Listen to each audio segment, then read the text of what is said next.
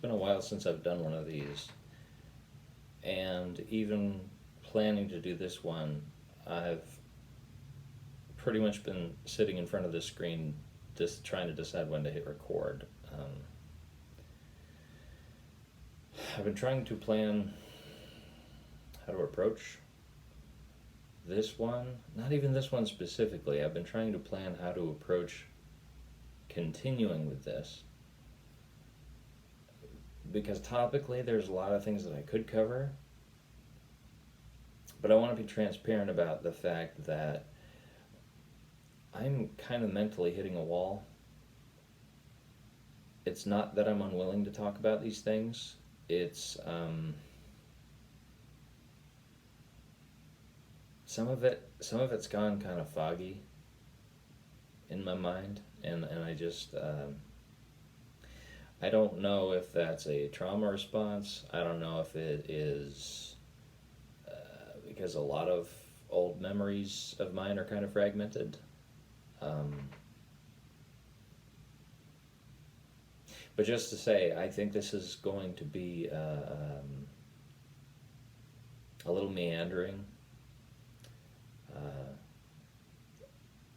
I have a feeling that the final version of this is going to sound fairly wandering. But I think the best place to pick back up would be to talk about the college years. To do a very brief recap, I grew up homeschooled all the way straight through high school. First time leaving home was to go off to college, and I went to Pensacola Christian College from 2002 through 2008. Yes, that is 6 years. Halfway through my junior year, I decided to double major.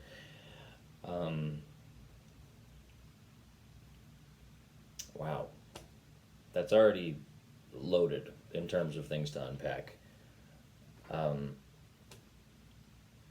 Going back to my time at Pensacola Christian, that was, wow, what a thing to look back on. I like to try to do my best to properly introduce different things that I talk about, because I think everyone has their own idea of things. For instance, in episode 3, I was talking about how, your idea of church culture could be very different depending on your point of reference, depending on what denomination you were brought up as, or whether you were brought up in church at all, and that everyone's family could look a little different in terms of just how involved they were in that church. So the last bit of recap that I'll do before getting right into the college years was to restate that I believed my world was very small. And I say this as a point of empathy to everybody who's deconstructing, because we have to acknowledge this. If this has been your life, it feels very threatening to your sense of stability, to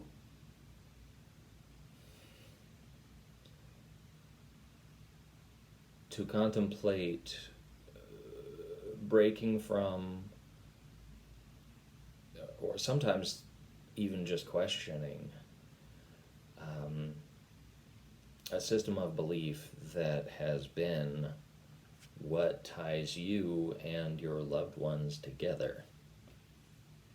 Sometimes that's family, sometimes that's all of your family, and sometimes it's your friends, sometimes it's all of the above.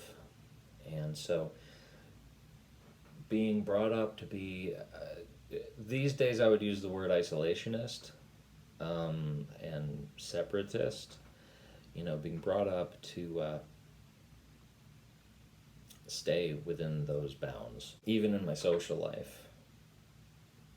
Because whether it was taught or whether it was just the idea that I internalized. That's what I thought we had to do. I thought I didn't know how to function outside of that.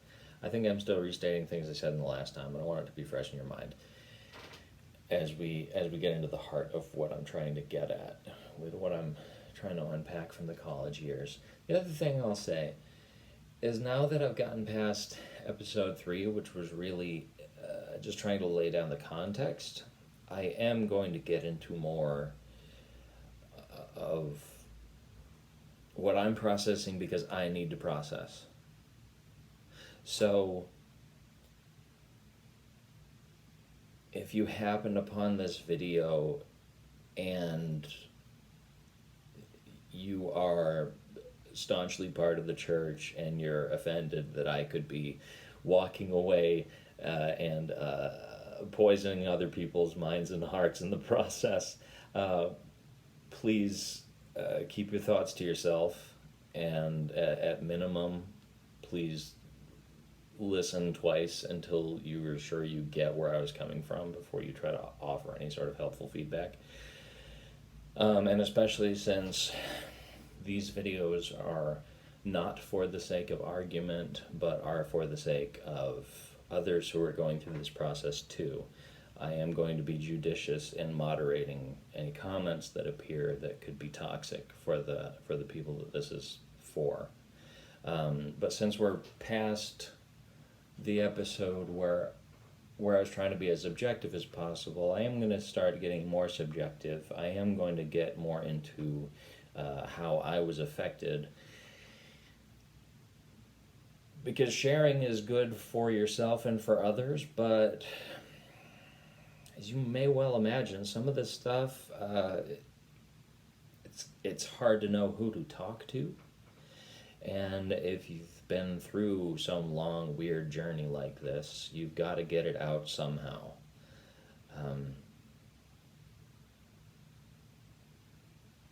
To some extent, I feel like I'm even speculating, like I can't even say this for certain, but I feel like part of even the brain fog of it all is because this has been so suppressed. You know, it's like, it's one thing for emotions to be tangled to begin with, but like, if you never untangle that tangle and then it like starts to compost and ferment and all that, it's hard to make sense of anything that's inside. So I'm just resigned to being okay with the idea of this coming out as a mess, even though I have strong perfectionistic tendencies. I think it's more important for this to be real than it is for it to be polished. So, I did not know what to expect going off to college, and that in and of itself was pretty challenging, because it was kind of an exciting prospect at first when it was just a plan. It was like, yeah, I'm going to go off to college in a few months or in a few weeks. And then, you know, pretty much breaking down when the day came, it was like, oh, I'm leaving my home. I'm leaving everything that's familiar. I'm leaving my house. I'm leaving my hometown. So saying goodbye was painful. I felt pretty good once I got to campus, and after, I want to say like a day and a half, I had what felt like a proper breakdown in my dorm room, and I was thankful to be by myself when it happened. I remember calling my best friend, who was at that moment, he was going to come, but I went for the summer before my freshman year, and he was going to come in the fall. I remember calling him and telling him, I don't know what to do, I'm overwhelmed. So yeah, I cried it out, and I needed to do that, and then I felt like that was enough, and that I could start adjusting to what daily life looked like after that.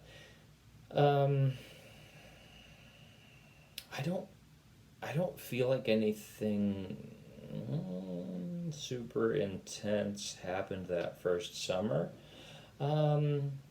But also, summer was kind of a different time.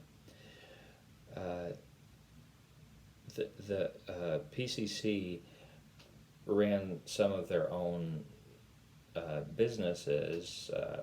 If you're watching this and you had a homeschool background, you're probably familiar with a Becca book. That it's a Christian textbook company that it's so funny because we used some of it when I was a kid, and I didn't realize, I never made the connection that it actually came from Pensacola, that's owned by the same people who run the college, and in fact the book company is named for the founder's wife.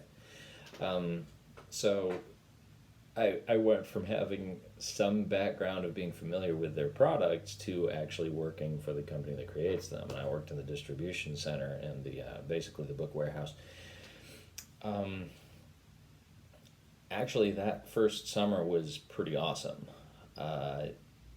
It didn't take too long to find people I connected with. We even had the same sense of humor, which really is a gift because I can be pretty out on the fringe with some things. But whereas there would be thousands of students during the semester, there were maybe several hundred students that lived on campus through the summer. And so in a way it was awesome because it was an opportunity to have a group of friends that you hung out with every day that you just lived down the street from, because there were a bunch of dorms, but there was only one men's dorm and one women's dorm that was used during the summer, which makes sense. It's less for them to keep up with. So actually I enjoyed that a lot, and I guess piece by piece I got used to some of the things that were normal in that school culture. We were required to go to the campus church for all their services, which I suppose that wasn't strange to me because that's what I had always done throughout childhood. If church was open, we were going. That didn't really feel like it was restricting me or stepping on my rights. I found out pretty quick what the protocol was when it came to demerits, the demerit system, infractions, the things we were expected to do, the things we couldn't do at all, and the things we had to do a certain way. For instance, curfew, or depending on what you were doing, you might have to get a pass to leave campus. Actually, that part hasn't stuck clear in my mind. I don't remember what we actually needed a pass to do off camp. Actually, I think we needed a pass to leave campus at all. Yeah, I'm pretty sure we had to swipe our ID cards, even if we were going to Walmart. We had to make sure to sign out and sign back in. Otherwise, we could get called up to what was called discipline committee to answer for why we didn't sign back in after leaving campus. So yeah, they kept tabs on us. That was a big thing. And to give you a point of reference for where my head was at when kind of acclimating to this, because as I said before, while I did grow up in a Baptist church, I didn't find it to be on the more strict end of conservative Christian churches. Like, there were things that were norms and you were expected to follow the norms, but it wasn't. I didn't feel constantly stepped on, like I was being controlled. So it was some stuff to adjust to, for sure. And a lot of the rules were things that made sense to me because of my existing belief system anyways. Having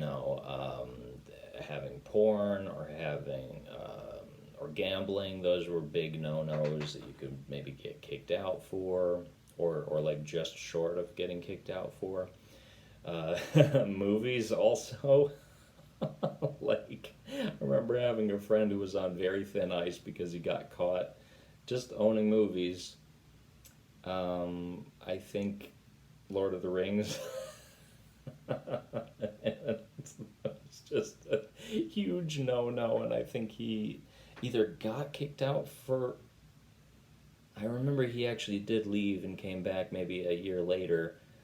I don't remember if he got kicked out for that, but I remember that was a thing you could either get kicked out for, or just get a load of demerits and be very close to getting kicked out. So yeah, that was one thing. There were no locks on our doors. There was on the restroom door, but there were no locks on our rooms in our dorms at PCC. So yeah, I lived on campus for 6 years and just got used to the fact that a floor leader could come in whenever he decided to, whether it was before or after curfew. So that may already sound pretty dystopian, especially if you didn't have an upbringing that was anything like this. And the way that I guess justified it when I first went there was to say, well, this is their school. We are paying to be here. We don't have to be here. So if we're deciding to be here, they can have what rules they decide to have. And I guess it doesn't really help anything to complain about the way things are. Things are the way things are, so we can choose to either be here or not be here. And that was how I justified being in that kind of bizarre microcosm of Christendom.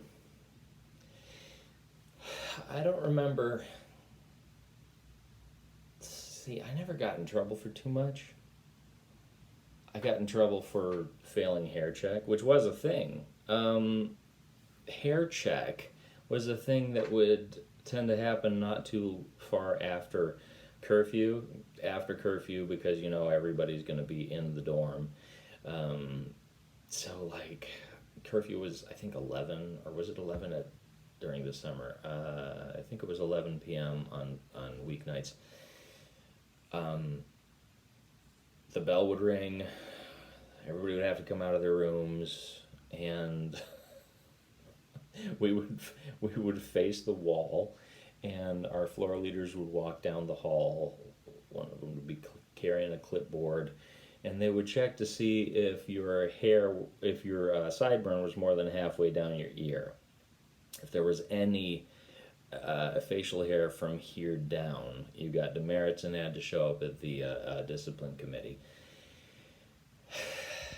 As you can imagine, I routinely failed hair check. I didn't fail it every time, but often I was close to the edge, and often I was over the edge. And it's very funny because in relative terms, I got relatively few demerits throughout my years there, but a good percentage of the ones I got were from failing hair check. So I never really did or got caught for anything that would have gotten me much more demerits than you get from just failing hair check. It was just like I think it was like a 5 demerit offense. You could also get demerits and have to show up to the discipline committee if you were, this takes, do I even include this in the video? Okay, so there were 4 guys to a room. The one who was considered the room leader was the one who had line number 1 on the phone. Because it was one phone, you know, this is, when I first went there, it was pretty much before people had cell phones, or at least were allowed to have cell phones. And And those were in the days when the most advanced cell phones you could get, you could only play Snake on them. This was like, remember, this was early 2000s. So, not only could you get demerits for things like failing hair check, but if you were the room leader, if you were line one on the phone, and anyone in your room forgot to close the blinds at night, you, as the representative of the room, would get demerits and get called up to account for it in discipline committee. And as you can imagine, if you're not already getting the idea that there were a lot of petty infractions that people were expected to answer for, it wasn't just this quick thing to hop up. It was a little more like going to the DMV. Like you might get in and out in a half an hour, and it might be longer because there was gonna be a line whenever discipline committee was open. So yeah, that's kind of, you figured, okay, all right, that's kind of how I'm going to spend half of my evening if you got a slip in your mailbox that said you had to appear before discipline committee, because somebody checks to see whose rooms they can see into from the outside of the building, and if your room had the blinds not closed or not closed the proper way, because I think they were supposed to be closed pointing down. So even if somebody closed them but closed them pointing up, then you'd still have to get demerits and answer for that. So anyways, so there were and I think I will leave that in this video because that's actually a good example to give you a more grounded sense of just how seriously they took the minutiae of all of this. These were things we had to stay aware of and we had to keep on top of. A lot happens over the course of 6 years, and I'm trying to decide what's worth including for the sake of what this video is about. This is a good time to say what this video is about. Besides just being generally about my college years, the theme that I want to communicate coming forward in this was what for me was a slow awakening. In fact,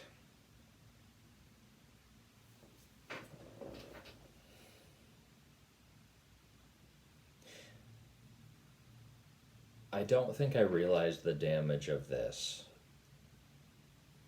until much later on in hindsight. I grew up in a system that communicated what was expected of me. And so, in some sense, I was made to believe that if I followed the steps that had been laid out for me, everything would turn out fine. I'd be okay. I'd be doing well. I'll say more about that, but first let me ask a rhetorical question. What is college for?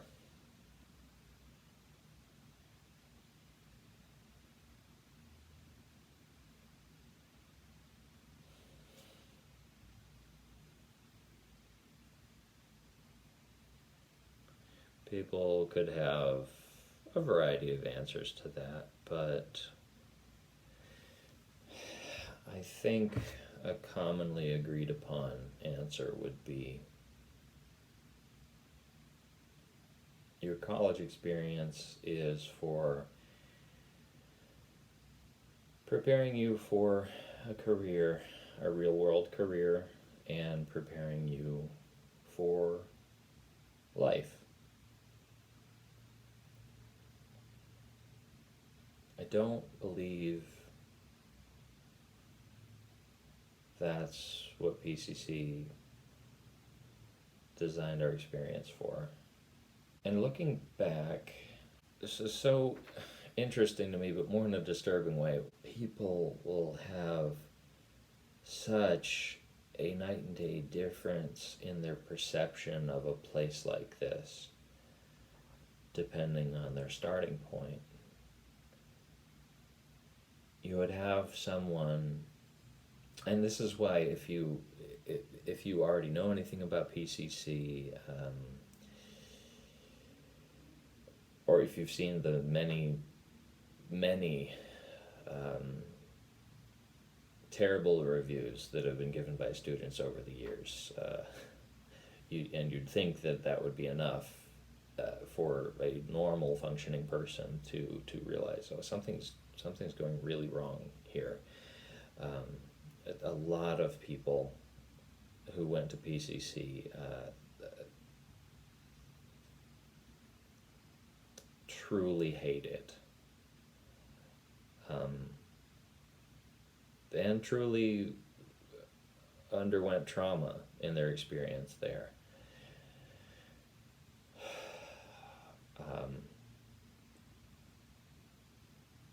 I am here to criticize the system, I will say that much, but I'm not here to write another hate letter to the school. It's my desire with my deconstruction content, it's my desire to offer something that I hope will be clarifying in some way. I'm aiming for clarifying, not polarizing.